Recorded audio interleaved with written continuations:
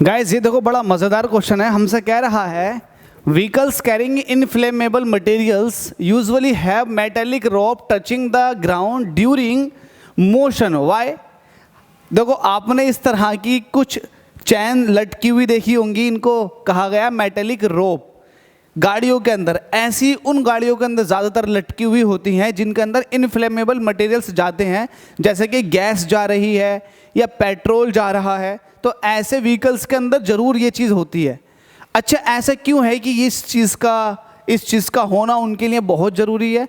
ऐसा इसलिए है गाइस, क्योंकि जब हाईली लोडेड ट्रक जा रहा होता है गैस का या फिर पेट्रोल का या फिर कोई भी इनफ्लेमेबल मटेरियल का, तो होता ये है कि हाई प्रेशर होने की वजह से जो टायर होते हैं रोड के साथ ज़्यादा फ्रिक्शन में आते हैं। जितना ज़्यादा हाई वैल्यू ऑफ फ्रिक्शन होगा तो फ्रिक्शनल इलेक्ट्रिसिटी उतनी ज़्यादा जनरेट होगी। अब जब फ्रिक्शनल इलेक्ट्रिसिटी बहुत ज़्यादा जनरेट हो रही है तो इट मीन्स इस पर्टिकुलर टायर के ऊपर चार्ज भी बहुत ज़्यादा आ रहा होगा। तो होता ये है कि अगर हम इसको ना लगाएं तो वो चार्ज जो है न्यूट्रल होने के लिए स्पार्किंग कर सकता है रोड के साथ।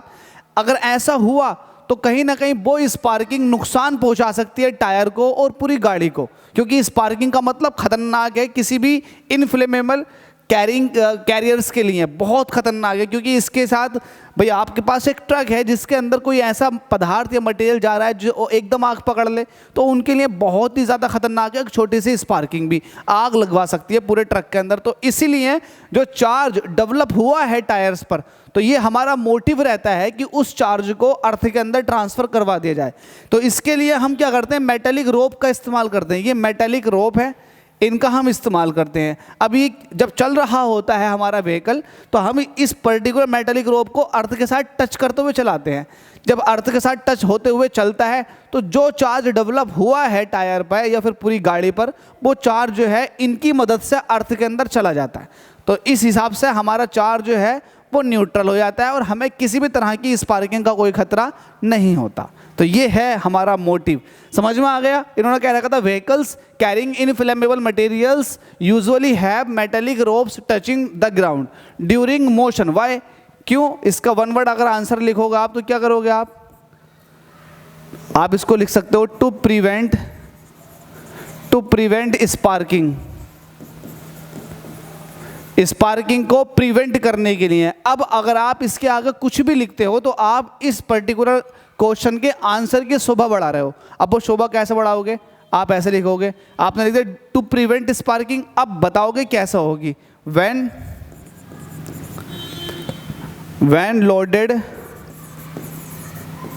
Vehicles moves on the ground due to high value of friction, large amount of charge developed in the tires या on the tires, develop on the tires. This charge needs to be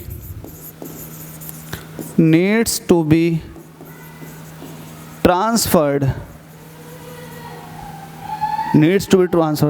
That's why metallic, अरे क्या हो गया, that's why metallic ropes are used for this purpose। ठीक है, सीधी सी बात थी। मैंने जैसा आपको मैंने समझाया उसी के हिसाब से मैंने लिख दिया टू प्रिवेंट स्पार्किंग।